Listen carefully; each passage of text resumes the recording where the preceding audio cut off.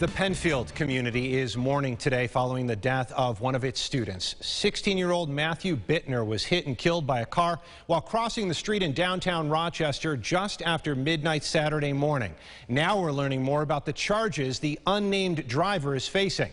Ericketta Koss joining us now live from the scene of the incident with more. Ericketta?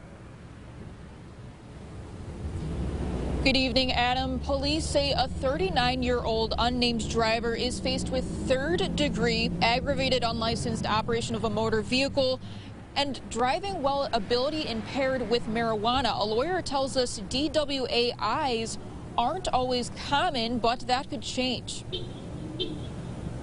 It's a heartbreaking story. Police say a 16-year-old was crossing Chestnut Street in downtown Rochester with his dad when a car struck him, killing him. It was just after midnight, a dark and rainy night. According to officers, the driver said they didn't see him crossing due to heavy rain, and an attempt to swerve last minute failed. The situation has a lot of moving parts, says legal expert Peter Polano. The weather may be an issue. I don't know if there are other issues. Those are questions that will first come into play a little bit when it's decided how to charge the driver. But then even more so, those will be questions if this case goes to court. Polano says now that marijuana is legal in New York State, we could be seeing more DWAI charges.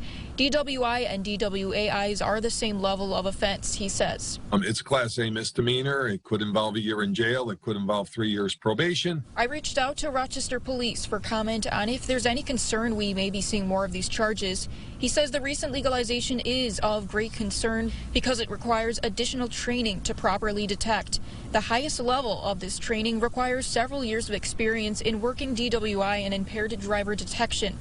Polano says in this case, prosecution will have to prove whether impairment directly caused this fatality. Just because a person's impaired and there's a fatality does not necessarily mean that that person is guilty of a homicide, a manslaughter, even a murder, arguably. That's a question that has to be fleshed out by a jury. Did the impairment cause the death, or were there other factors? Again, the driver is still unnamed. Police say he's been released with an appearance ticket to appear in court at a later date.